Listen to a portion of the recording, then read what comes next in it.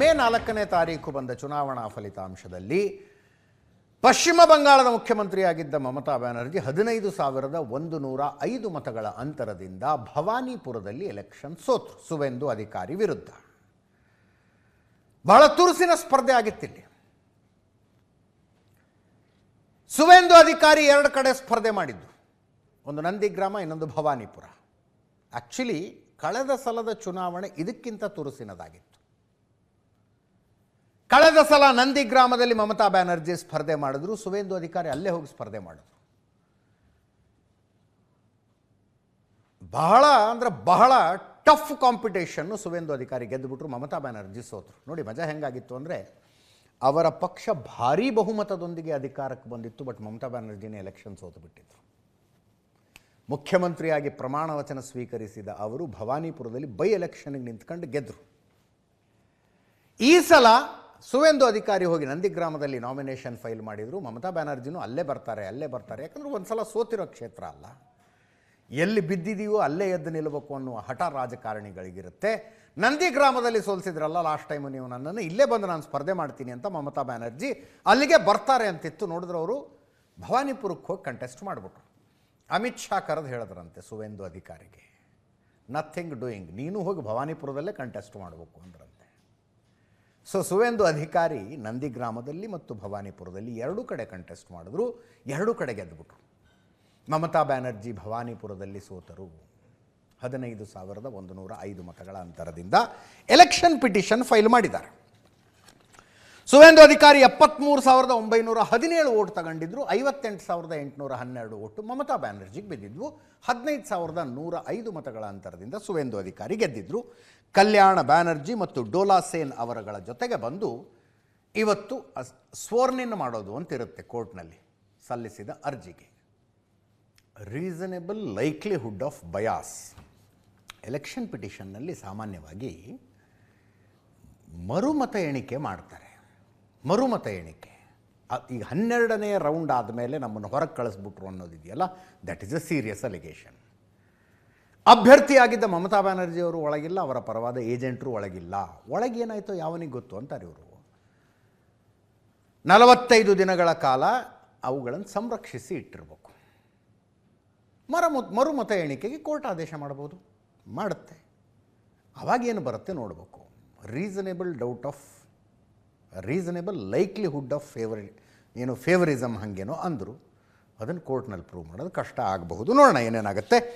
ಇದು ಕೋಲ್ಕತ್ತಾದಲ್ಲಿನ ಬೆಳವಣಿಗೆ. ಆದರೆ ದೆಹಲಿಯಲ್ಲಿ ಮಮತಾ ಬ್ಯಾನರ್ಜಿ ಅವರ ತೃಣಮೂಲ ಕಾಂಗ್ರೆಸ್ನಲ್ಲಿದ್ದ 28 ಸಂಸದರ ಪೈಕಿ 20 ಸಂಸದರು ಹೋಗಿ national citizen party of India ಅನ್ನುವ ಪಕ್ಷದೊಂದಿಗೆ ವಿಲೀನ ಮಾಡಿಬಿಟ್ಟಿದ್ದಾರೆ. ವಿಲೀನ ಮಾಡಿ ಓಂ ಬಿರ್ಲಾ ಅವ್ರಿಗೊಂದು ಪತ್ರ ಕೊಟ್ಟಿದ್ದಾರೆ, ನಮ್ಮದು ಹೊಸ ಪಕ್ಷ ಅಂತ. ಇನ್ನೊಂದು ಕಡೆ ತೃಣಮೂಲ ಕಾಂಗ್ರೆಸ್ನವರು ಓಂ ಬಿರ್ಲಾ ಅವ್ರಿಗೊಂದು ಪತ್ರ ಕೊಟ್ಟಿದ್ದಾರೆ, ಯಾವ ಕಾರಣಕ್ಕೂ ಇದನ್ನು ಪ್ರತ್ಯೇಕ ಬಣ ಅಂತ ಪರಿಗಣಿಸಬೇಡಿ ಅಂತ ಅವರೊಂದು ಪತ್ರ ಕೊಟ್ಟಿದ್ದಾರೆ. ಮಮತಾ ಬ್ಯಾನರ್ಜಿ ಅವರಿಂದ ಮತ್ತು ತೃಣಮೂಲ ಕಾಂಗ್ರೆಸ್ನಿಂದ ದೂರವಾಗಿ ನ್ಯಾಷನಲ್ ಸಿಟಿಸನ್ ಪಾರ್ಟಿ ಆಫ್ ಇಂಡಿಯಾದಲ್ಲಿ ಜಾಯ್ನ್ ಆಗಿರುವ ತೃಣಮೂಲ ಕಾಂಗ್ರೆಸ್ನಿಂದ ಗೆದ್ದಿದ್ದ ಸಂಸದರುಗಳನ್ನು ನೀವು ನೋಡ್ತಾ ಇದ್ದೀರಿ. 20 ಜನ. ಈಗ ಸ್ಪೀಕರ್ ಓಂ ಬಿರ್ಲಾ ತುಂಬ ಅಳೆದು ತೂಗಿ ಎಚ್ಚರಿಕೆಯ ನಿರ್ಧಾರ ತೆಗೆದುಕೊಳ್ಳಬೇಕು. ಭಾರತದ ಪ್ರಜಾಪ್ರಭುತ್ವದ ಇತಿಹಾಸದಲ್ಲಿ ಇಂಥ ಇನ್ನೊಂದು ಘಟನೆ ನಡೆದ ಬಗ್ಗೆ ನನಗಂತೂ ಮಾಹಿತಿ ಇಲ್ಲ. ಒಂದು ಪಕ್ಷದಿಂದ ಗೆದ್ದ 2/3 MPಗಳು ಹೆಚ್ಚು ಕಡಿಮೆ ಅಸ್ತಿತ್ವವೇ ಇಲ್ಲದ ಇನ್ನೊಂದು ಪಕ್ಷನ ಹೋಗಿ ಜಾಯ್ನ್ ಆಗಿಬಿಡೋದು. ನೆನ್ನೆ ನಂಬರ್ಸ್ ಹೇಳಿದ್ನಲ್ಲಿ 822 ಓಟು 2 ಕಾನ್ಸ್ಟಿಟ್ಯೂಯೆನ್ಸಿ ಸೇರಿ ತ್ರಿಪುರಾದಲ್ಲಿ ಬಂದಿದ್ದು ಆ NCPI ಅನ್ನೋ ಪಕ್ಷಕ್ಕೆ. ಸ್ಪರ್ಧೆ ಮಾಡಿದ್ದೇ 2 ಕ್ಷೇತ್ರಗಳಲ್ಲಿ, 2 ಕ್ಷೇತ್ರ ಸೇರಿಸಿ 822 ಓಟ್ ಬಂದಿದ್ವು. 2 ಕ್ಷೇತ್ರಗಳಲ್ಲಿ ಅವರ ಅಭ್ಯರ್ಥಿಗಳ ಡೆಪಾಸಿಟ್ ಜಪ್ತಾಗಿತ್ತು. 2 ಕ್ಷೇತ್ರಗಳಲ್ಲಿ ಅವರ ಪಕ್ಷಕ್ಕೆ ಬಂದ ಮತಗಳಿಗಿಂತಲೂ ನೋಟಾಕ್ಕೆ ಜಾಸ್ತಿ ಓಟ್ ಬಂದಿದ್ವು. ಅಂಥ ಪಕ್ಷದ ಜೊತೆಗೆ ಹೋಗಿ ಇವರು ಮರ್ಜರ್ ಮಾಡಿಬಿಟ್ಟಿದ್ದಾರೆ. ಮಾಡಿದ್ದಾರೆ.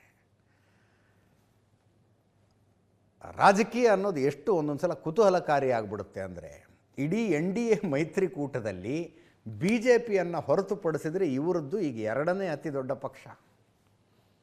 ಆಮೇಲೆ ತೆಲುಗು ದೇಶಂ ಪಾರ್ಟಿ ಬರೋದು, ಆಮೇಲೆ JDU ಬರೋದು. ಚಂದ್ರಬಾಬು ನಾಯ್ಡು ಅವರ ಪಕ್ಷ ಮತ್ತು ನಿತೀಶ್ ಕುಮಾರರ ಪಕ್ಷ ಇವ್ರಿಗಿಂತ ಚಿಕ್ಕವಾದವು. ಈಗ ಟಿ ಡಿ ಪಿಗೆ 16 ಜನ ಇರಬೇಕು ಎಂ ಪಿಗಳು, T D P 16, J D ಯುಗೆ 12 ಎಂ ಪಿಗಳಿದ್ದಾರೆ. ಇವ್ರದ್ದು 20 ಎಂ ಪಿಗಳಾದರಲ್ಲ. NCPI ಅನ್ನೋ ಪಾರ್ಟಿ.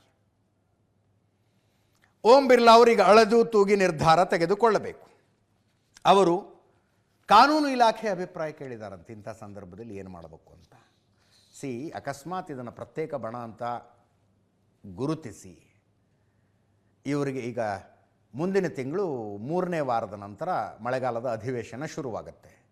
ಈ ಮಳೆಗಾಲದ ಅಧಿವೇಶನದಲ್ಲಿ ಇವರಿಗೆ ಸಪರೇಟ್ ಸೀಟಿಂಗ್ ವ್ಯವಸ್ಥೆ ಮಾಡಿಕೊಡಿ ಅಂತ ಮಾಡಿಕೊಟ್ರೆ ತೃಣಮೂಲ ಕಾಂಗ್ರೆಸ್ ಕೋರ್ಟ್ಗೆ ಹೋಗುತ್ತೆ. ಸ್ಪೀಕರ್ ತೆಗೆದುಕೊಳ್ಳುವ ನಿರ್ಧಾರ ಜುಡಿಷಿಯಲ್ ರಿವ್ಯೂಗೆ ಅತೀತವಲ್ಲ. ಸ್ಪೀಕರ್ ಇಂಥ ವಿಷಯಗಳಲ್ಲಿ ತೆಗೆದುಕೊಳ್ಳುವ ನಿರ್ಧಾರ ಸರಿನೋ ತಪ್ಪು ಅಂತ ನ್ಯಾಯಾಂಗ ವಿಶ್ಲೇಷಣೆ ಮಾಡಬಹುದು. ಜುಡಿಷಿಯಲ್ ರಿವ್ಯೂ ಆಗತ್ತದರದು. ಆವಾಗ ನಮ್ಮದು ತಪ್ಪು ಅನ್ನೋ ಹಂಗೆ ಆಗಬಾರದು ಅನ್ನುವ ಎಚ್ಚರಿಕೆಯಲ್ಲಿ ಓಂ ಬಿರ್ಲಾ ಅವರಿದ್ದಾರಂತೆ. ಲೀಗಲ್ ಒಪಿನಿಯನ್ ತೆಗೆದುಕೊಳ್ತಾ ಇದ್ದಾರಂತವರು. ಕಾನೂನು ಪರಿಶೀಲನೆಗೆ ಒಳಪಟ್ಟರೆ ತೊಂದರೆ ಆಗುವುದು ಬೇಡ ಅಂತ. ಪಕ್ಷಾಂತರ ನಿಷೇಧ ಕಾಯ್ದೆ 10ನೇ ಅನುಸೂಚಿಯ 2ರ ಅಡಿಯಲ್ಲಿ ಒಂದು ರಾಜಕೀಯ ಪಕ್ಷ ಮಾತ್ರ ಮತ್ತೊಂದು ಪಕ್ಷದೊಂದಿಗೆ ವಿಲೀನ ಆಗಬಹುದು. ಒಂದು ಪೊಲಿಟಿಕಲ್ ಪಾರ್ಟಿ ಇನ್ನೊಂದು ಪೊಲಿಟಿಕಲ್ ಪಾರ್ಟಿಯ ಜೊತೆಗೆ ವಿಲೀನವಾಗಬಹುದೇ ಹೊರತು ಒಂದು ರಾಜಕೀಯ ಪಕ್ಷದಿಂದ ಆಯ್ಕೆಯಾಗಿರುವ ಜನಪ್ರತಿನಿಧಿಗಳು ಇನ್ನೊಂದು ರಾಜಕೀಯ ಪಕ್ಷದಲ್ಲಿ ಹೋಗಿ ವಿಲೀನ ಆಗೋದಕ್ಕೆ ಬರೋದಿಲ್ಲ. ಮತ್ತು ಈ ಕೇಸ್ ಹೆಂಗೆ ಹ್ಯಾಂಡಲ್ ಮಾಡಬೇಕು ಅಂತ ಓಂ ಬಿರ್ಲಾ ಅವರಿಗೆ ಗೊತ್ತಾಗ್ತಾ ಇಲ್ವಂತೆ. ಅಭಿಪ್ರಾಯಗಳನ್ನು ತೆಗೆದುಕೊಳ್ತಾ ಇದ್ದಾರಂತೆ. ಆ್ಯಕ್ಚುಲಿ ತೃಣಮೂಲ ಕಾಂಗ್ರೆಸ್ಗೂ ಮೇಲ್ ಮಾಡಿದ್ದಾರೆ. ಅವರು ಇಮೇಲ್ ಮಾಡಿದ್ದಾರೆ, ನಿಮ್ಮ ಹತ್ರ ಏನೇನು ವಾದ ಇದೆ ತಗೊಂಡು ಬನ್ನಿ ಅಂತ. ಅಭಿಷೇಕ್ ಬ್ಯಾನರ್ಜಿ ಪ್ರಧಾನ ಕಾರ್ಯದರ್ಶಿ ತೃಣಮೂಲ ಕಾಂಗ್ರೆಸ್ಗೆ ಅವರಿಗೆ ಮೇಲ್ ಮಾಡಿದ್ದಾರೆ. ಅಭಿಷೇಕ್ ಬ್ಯಾನರ್ಜಿ ಅವರೊಂದು ಟ್ವೀಟ್ ಮಾಡಿದ್ದಾರೆ. ವಿರೋಧ ಪಕ್ಷಗಳನ್ನು ಒಡೆಯಲು BJP ಪಿತೂರಿ ನಡೆಸ್ತಾ ಇದೆ. ನಮ್ಮ ಕತ್ತು ಸೀಳಿದರೂ ನಾವು ಶರಣಾಗುವುದಿಲ್ಲ. BJPಯ ವಿರುದ್ಧ ನಮ್ಮ ಹೋರಾಟ ಮುಂದುವರಿಯುತ್ತಲೇ ಇರುತ್ತದೆ. NCPI ಜೊತೆಗೆ ಬಂಡಾಯ ಸಂಸದರು ವಿಲೀನಗೊಂಡಿರುವುದು ಕಾನೂನು ಬಾಹಿರ. BJP ಪಕ್ಷವೇ ಸಂವಿಧಾನ ಮತ್ತು ಕಾನೂನು ಬಾಹಿರ ಕೃತ್ಯಗಳಲ್ಲಿ ಭಾಗಿಯಾಗಿದೆ ಅಂತ ಒಂದು ಟ್ವೀಟ್ ಮಾಡಿದ್ದಾರೆ. ಕೀರ್ತಿ ಆಜಾದ್ ಮಾತಾಡಿದ್ದಾರೆ.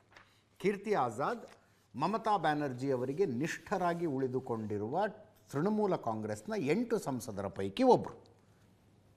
ಹೆಂಗಾರು ಮಾಡಿ 362 ಎಂ ಪಿಗಳನ್ನು ಇಟ್ಕೊಂಡು ಆ ಡಿಲಿಮಿಟೇಷನ್ ಬಿಲ್ ಒಂದು ಪಾಸ್ ಮಾಡಿಸ್ಬೇಕು ಅಂತ ಪ್ರಯತ್ನ ಪಡ್ತಾ ಇದ್ದಾರೆ. ರಾಜಕಾರಣದಲ್ಲಿ ನೈತಿಕತೆ ಅನ್ನೋದು ಮುಗಿದು ಹೋಗ್ಬಿಟ್ಟಿದೆ ಅಂತ ಕೀರ್ತಿ ಆಜಾದ್ ಹೇಳಿದ್ರು. ಜೈರಾಮ್ ರಮೇಶ್ ನೇರವಾಗಿ ಅಮಿತ್ ಶಾ ಅವರ ಹೆಸರು ತಗೊಂಡು ಆರೋಪ ಮಾಡಿತ್ತು. ತೃಣಮೂಲ ಕಾಂಗ್ರೆಸ್ನ ಅಕ್ರಮ ವಿಭಜನೆಯ ಸೂತ್ರಧಾರನೆ ಅಮಿತ್ ಶಾ. ತೃಣಮೂಲ ಕಾಂಗ್ರೆಸ್ನ ಬಂಡಾಯ ಸಂಸದರು NCPIನಲ್ಲಿ ವಿಲೀನಗೊಳ್ಳುವುದಕ್ಕೆ ಅಮಿತ್ ಶಾ ಕಾರಣ. NDAಗೆ 3/2 ಬಹುಮತ ಗಳಿಸುವ ತಂತ್ರದ ಭಾಗ.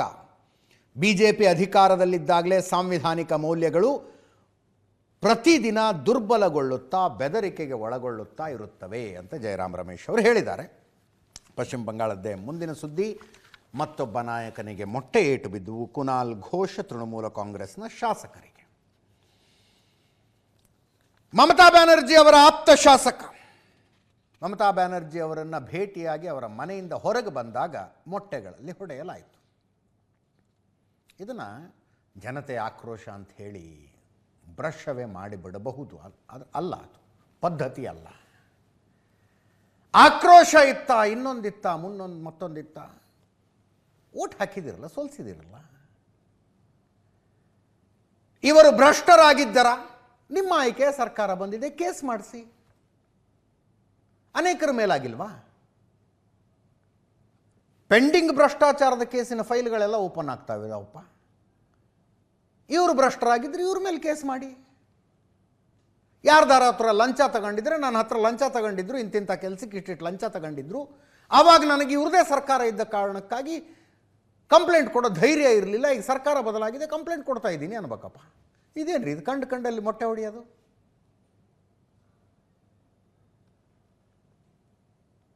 ಇದು ಓಪನ್ ಆಗಿ ನಡೀತಿದೆ. ಯಾರೋ ಕದ್ದು ಮುಚ್ಚಿ ಎಲ್ಲೋ ಬಚ್ಚಿಟ್ಕೊಂಡು ಹೊಡೆದ್ರು ಅಂತಲ್ಲ, ಮುಂದೆ ನಿಂತ್ಕೊಂಡು.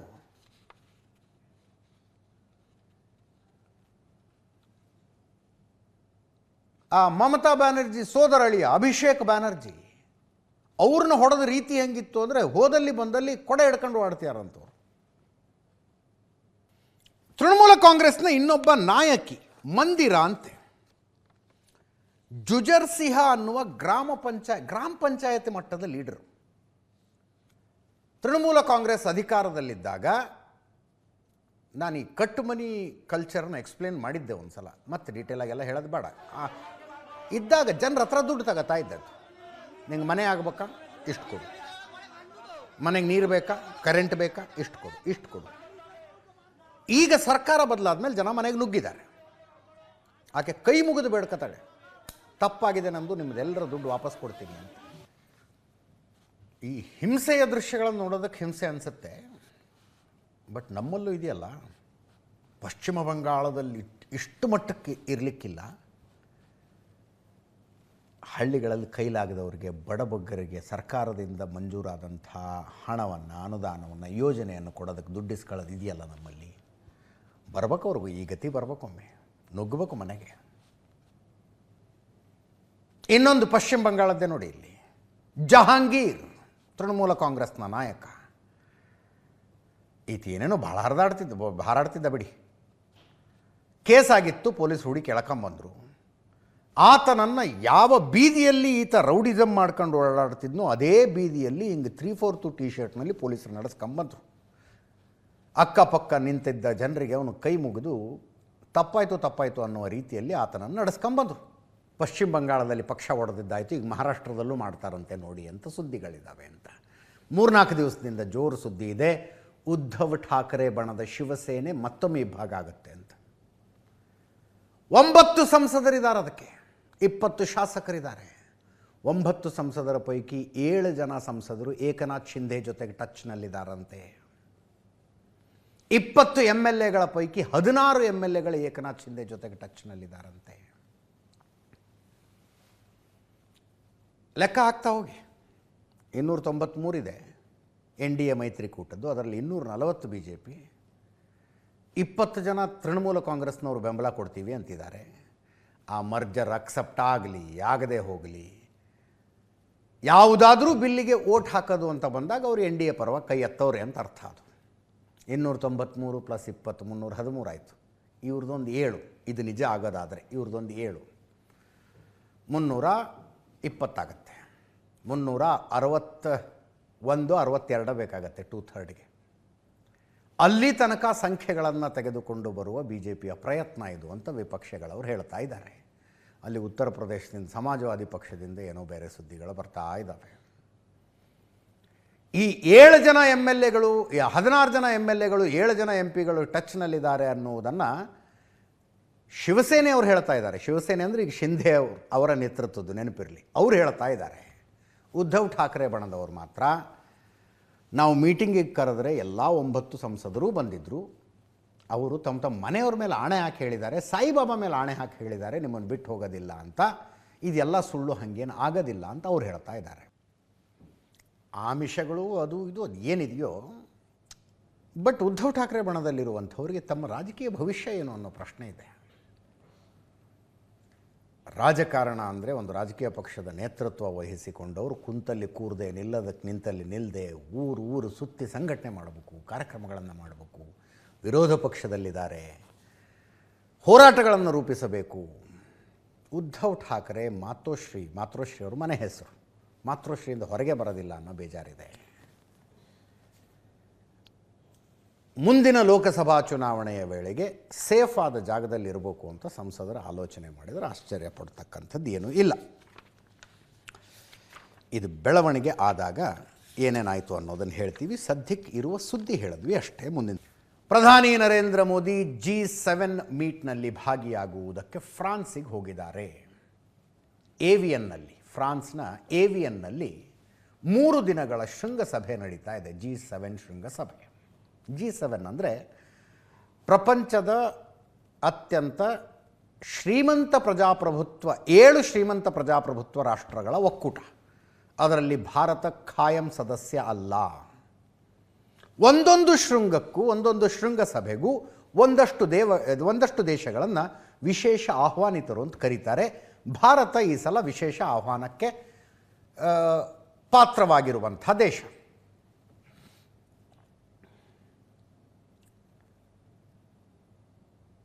ಇಮ್ಯಾನ್ಯುಯಲ್ ಮ್ಯಾಕ್ರಾನ್ ಫ್ರಾನ್ಸ್ನ ಅಧ್ಯಕ್ಷರು ನರೇಂದ್ರ ಮೋದಿಯವರನ್ನು ಆತ್ಮೀಯವಾಗಿ ಬರಮಾಡಿಕೊಂಡರು.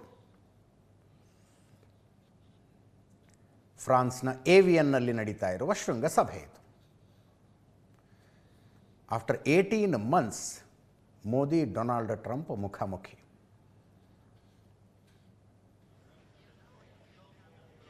ಒಂದು ಶೇಕ್ ಹ್ಯಾಂಡ್ ಆಯಿತು.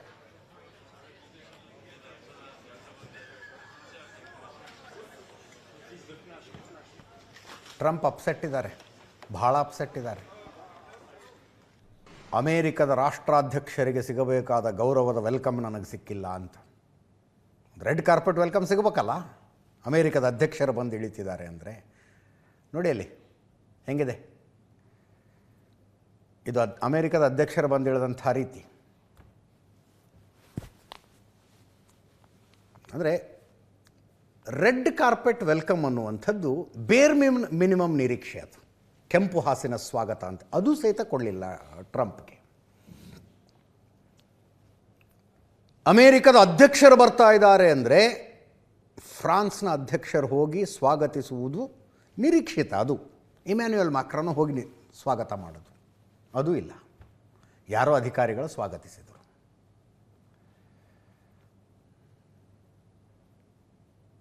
ಭಾರತಕ್ಕೆ ಅವರ ಡಿಫೆನ್ಸ್ ಸೆಕ್ರೆಟರಿ ಬಂದಾಗ ಭಾರತವೂ ಮಾಡಲಿಲ್ವಾ? ಕಲ್ಕತ್ತಾಕ್ಕೆ ಬಂದು ಇಳಿದ್ರು. ಸ್ವಾಗತಿಸಿದ್ಯಾರು? ಕಲ್ಕತ್ತಾ ಪೊಲೀಸ್ ಕಮಿಷನರು ಮತ್ತು ಭಾರತದಲ್ಲಿನ ಅಮೇರಿಕದ ರಾಯಭಾರ ಕಚೇರಿಯ ಒಂದಷ್ಟು ಅಧಿಕಾರಿಗಳಿದ್ದರು. ವಾಪಸ್ ದಿಲ್ಲಿಯಿಂದ ಹೋಗುವಾಗ ನಂಗೆ ಯೂನಿಫಾರ್ಮ್ ಕರೆಕ್ಟಾಗಿ ಆ ಫೋಟೋದಲ್ಲಿ ಗೊತ್ತಾಗಲಿಲ್ಲ. ಪೊಲೀಸ್ ಇನ್ಸ್ಪೆಕ್ಟರ್ ಹೋಗಿ ಬನ್ನಿ ಅಂತ ವಿಮಾನ ಹತ್ತಿಸಿದ್ರಂತೆ. ಪೊಲೀಸ್ ಇನ್ಸ್ಪೆಕ್ಟರು ಮಾರ್ಕೊ ರೂಬಿಯೋಗೆ. ಇಟ್ ಈಸ್ ಅ ವೇ, ಅಂದರೆ we are not very happy about you ಅನ್ನೋದನ್ನು ತೋರಿಸೋದಕ್ಕೊಂದು ದಾರಿ ಅದು. ಆ ಶೇಕ್ ಹ್ಯಾಂಡ್ನ ದೃಶ್ಯ ಮಾತ್ರ ನೋಡೋ ಹಂಗಿದೆ ನೋಡಿ. ಡೊನಾಲ್ಡ್ ಟ್ರಂಪ್ ಮುಖ ನೋಡಿ ಅಲ್ಲಿ. ಈ ಫ್ರಾನ್ಸ್ಗೂ ಅಮೇರಿಕಕ್ಕೂ ಒಂದಷ್ಟು ತಿಕ್ಕಾಟ ನಡೀತಾ ಇದ್ದಾವೆ. ಡೊನಾಲ್ಡ್ ಟ್ರಂಪು ಈ ಇಸ್ರೇಲ್ ಗಾಜಾ ಗಲಾಟೆ ನಡೀತಾ ಇದೆಯಲ್ಲ, ಆ ಗಾಜಾನ ಸಂಪೂರ್ಣವಾಗಿ ಒಂದು ದೇಶಗಳ ಒಕ್ಕೂಟದ ವಶಕ್ಕೆ ತಗೊಂಡು, ವಶಕ್ಕಂದ್ರೆ ಮಿಲಿಟ್ರಿಲಿ ಅಲ್ಲ, ಡೆವಲಪ್ ಮಾಡಿಕೊಡ್ತೀವಿ ನಿಮ್ಗೆ ಅದನ್ನ ಅಂತ, ಅದನ್ನು ಪೂರ್ತಿಯಾಗಿ ಡಿಫ್ರೆಂಟ್ ಗಾಜಾ ಆಗಿ ಕೊಟ್ಟು ಗಾಜಾದ ಜನರಿಗೆ ಬಿಟ್ಟು ನೀವು ಆರಾಮಾಗಿರಿ ಅಂತ ಬಿಟ್ಟು ಬರುವಂಥ ಒಂದು ಯೋಜನೆಯೊಂದನ್ನು ಡೊನಾಲ್ಡ್ ಟ್ರಂಪ್ ಮಾಡಿದರು. ಅದಕ್ಕೆ ಬಹಳಷ್ಟು ದೇಶಗಳನ್ನು ಕರೆದ್ರು, ಬನ್ನಿ ಇದನ್ನು ಮಾಡೋಣ, ಬನ್ನಿ ಇದನ್ನು ಮಾಡೋಣ ಅಂತ. ಕರೆಯೋದಂದರೆ ಬರುವ ದೇಶ ದುಡ್ಡು ಹಾಕ್ಬೇಕಂತಲ್ಲಿ. ರೂಪಾಯಿ ಲೆಕ್ಕದಲ್ಲಿ ಹೇಳೋದಾದ್ರೆ ಒಂದು 5,000 ಕೋಟಿ ನೀ ಹಾಕು, 10,000 ಕೋಟಿ ನಾನು ಹಾಕ್ತೀನಿ, ಎಲ್ಲ ಸೇರಿ ಗಾಜಾ ಕಟ್ಟೋಣ ಅಂತ. ಮ್ಯಾಕ್ರಾನೋ ನಾವ್ಯಾಕೆ ಬರೋಣ ಅದಕ್ಕೆ ಅಂದ್ಬಿಟ್ರು. ಫ್ರಾನ್ಸ್ ನನಗೇನು ಸಂಬಂಧ, ನಾವು ಬರೋದಿಲ್ಲ ಅಂತ.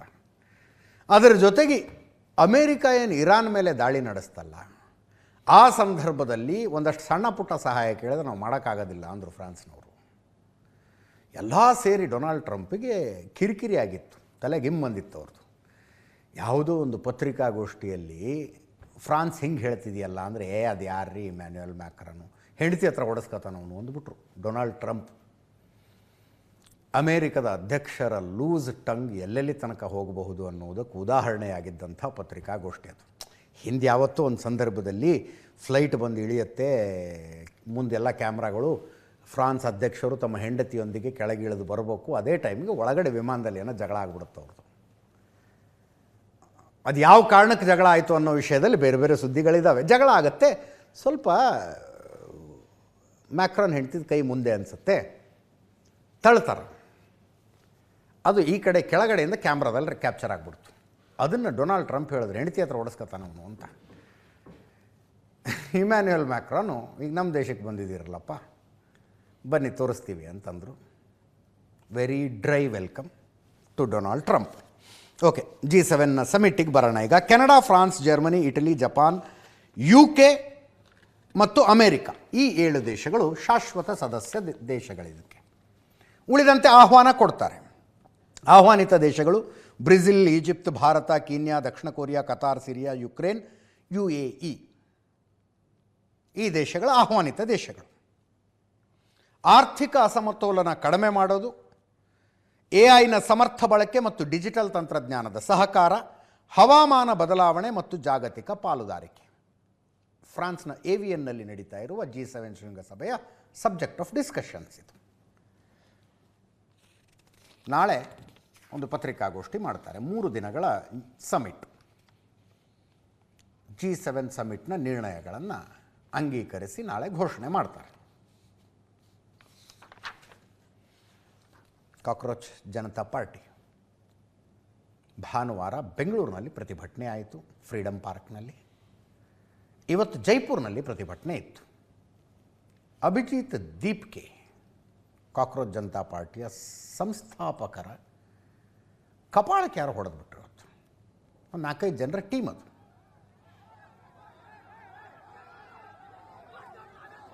ಜೈಕಾರ ಹಾಕೋರ ಥರ ಹತ್ತಿರ ಹೋಗಿ ಕಪಾಳಕ್ಕೆ ಹೊಡೆದಿತ್ತು.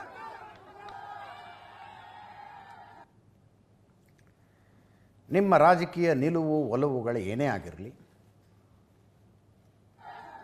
ಇಂಥದ್ದನ್ನು ಬೆಂಬಲಿಸಬಾರದು. ಇಂಥದ್ದು ಅಂದರೆ ಕಪಾಳಕ್ಕೆ ಹೊಡೆದದ್ದು. ಯಾವುದೋ ಒಂದು ಅಜೆಂಡಾ ಇಟ್ಕೊಂಡು, ಒಂದು ಉದ್ದೇಶ ಇಟ್ಕೊಂಡು, ಒಂದು ಗುರಿ ಇಟ್ಕೊಂಡು ಏನೋ ಒಂದು ಪ್ರತಿಭಟನೆ ಶುರು ಮಾಡಿದಾರಪ್ಪ. ನಿಮ್ಮ ಪ್ರತಿಭಟಿಸ್ತಾ ಇರುವ ರೀತಿ, ನೀವು ಎತ್ಕೊಂಡಿರುವಂಥ ವಿಷಯಗಳು ತಪ್ಪು ಅನ್ನೋದಾದರೆ ಅದು ತಪ್ಪು ಅಂತ ಹೇಳೋದಕ್ಕೆ 100 ಮಾರ್ಗಗಳಿರುವ ಕಾಲಘಟ್ಟದಲ್ಲಿ ನಾವು ಬದುಕ್ತಾ ಇದ್ದೀವಿ. Tell them why they are wrong. ಬೆಂಗಳೂರಿನಲ್ಲಿ ಪ್ರತಿಭಟನೆಗೆ ಬಂದವರು ಕೆಲವರು ಮಾತನಾಡಿದ್ದು ಯಾವುದೋ ಒಂದು ವೆಬ್ಸೈಟ್ನಲ್ಲಿ ನೋಡ್ತಾ ಇದ್ದೆ ನಾನು. ಅವರ ಪೈಕಿ ಕೆಲವರ ಮಾತುಗಳು ತುಂಬ ಸಿಲ್ಲಿ ಅನಿಸಿದ್ವು ನನಗೆ. What are they even talking ಅಂತ. ಪ್ರತಿಭಟನೆಯಲ್ಲಿ ಭಾಗವಹಿಸಿ ಭಾಷಣ ಮಾಡಿದವರೊಬ್ಬರು ಪೋಸ್ಟ್ ಮಾಡಿದೆ.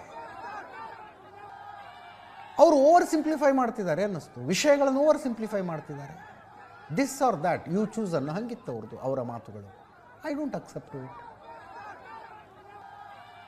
ಯಾರದ್ದೋ ಅಭಿಪ್ರಾಯಕ್ಕೆ ನನ್ನ ಒಪ್ಪಿಗೆ ಇಲ್ಲ ಅಂದರೆ ಕಪಾಳ ಕೊಡಿಯಕ್ಕೆ ಹೋಗೋದಾ? ಇದೆಲ್ಲದರ ಪರಿಣಾಮ ಏನಾಗುತ್ತೆ ಅಂದರೆ, ಒಂದು ಸಿಂಪತಿ ಕ್ರಿಯೇಟ್ ಮಾಡಿ ಕೊಡ್ತೀರಿ ನೀವು ಅಷ್ಟೇ. ಸಿಂಪತಿ ಕ್ರಿಯೇಟ್ ಮಾಡಿ ಕೊಡ್ತೀರಿ. ಆ ಹೊಡೆದಿದ್ದ 4-5 ಹುಡುಗರನ್ನು ಪೊಲೀಸರು ಅರೆಸ್ಟ್ ಮಾಡಿದ್ರು. ಇವತ್ತು ಬೇಲು ಆಯಿತು ಅವರಿಗೆ ರಾಜಸ್ಥಾನದ ಜೈಪುರ್ನಲ್ಲಿ. ನಿನ್ನೆ ಮಾತಾಡಿದ್ದಾರೆ ನೋಡಿ, ಜಿಹಾದಿ ಮನಸ್ಥಿತಿಯವರು ಇವರು ಅಂತ. ಜಿಹಾದಿ ಮನಸ್ಥಿತಿಯವರು ಈ ದೇಶದಲ್ಲಿ ಜನರನ್ನು, ಎಲ್ಲೇ ಆಗಿರಲಿ, ಅದೊಂದು ಪಾಪ್ಯುಲರ್ ಮಾತೇ ಇದೆ, ಎಲ್ಲರನ್ನೂ ಏಕಕಾಲದಲ್ಲಿ, ಅದೇನೋ ಇದೆಯಲ್ಲ, you cannot fool everybody at a time and all the time ಅನ್ನೋ ಥರದ್ದೇನೋ ಒಂದು ಗಾದೆ ಮಾತಿದೆ. That cannot happen.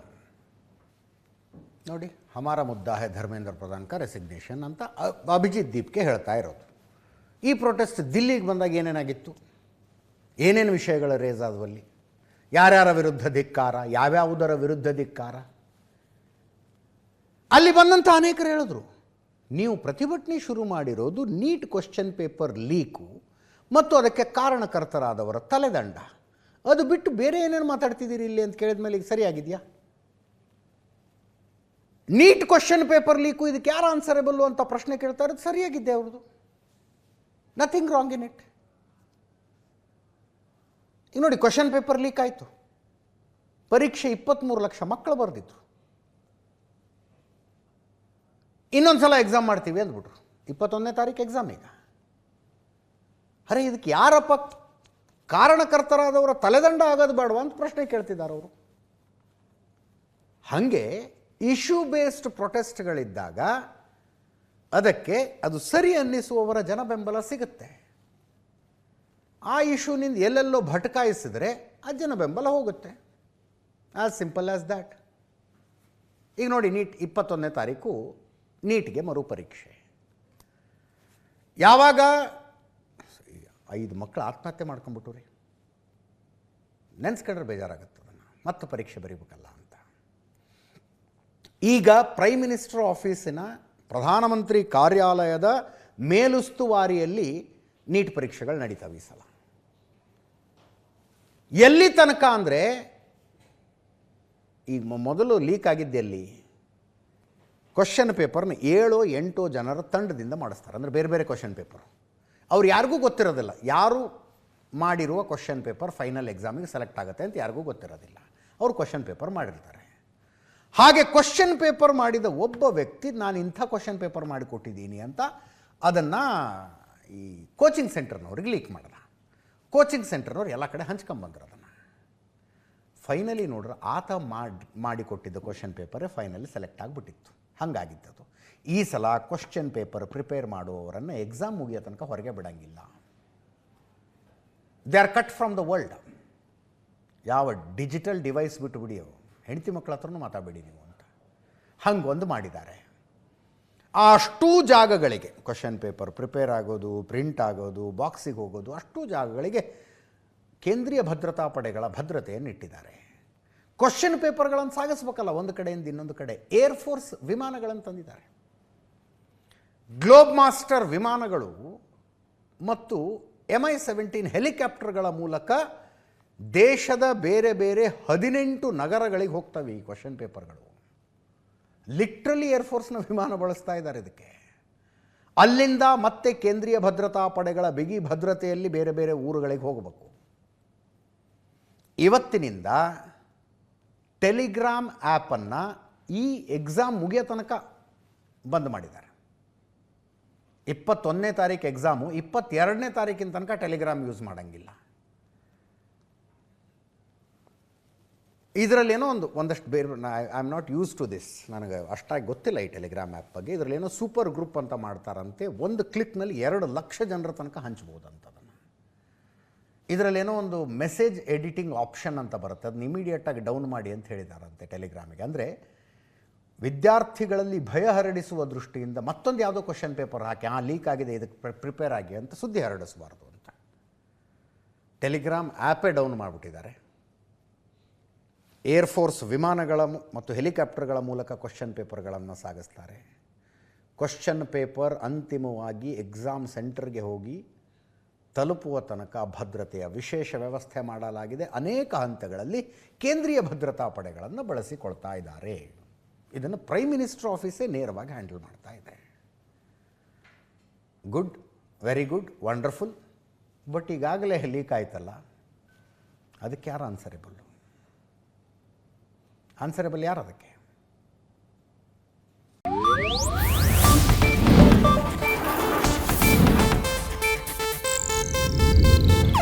ಇದು ಏಷ್ಯಾನೆಟ್ ನ್ಯೂಸ್ ನೆಟ್ವರ್ಕ್ ಪ್ರಸ್ತುತಿ.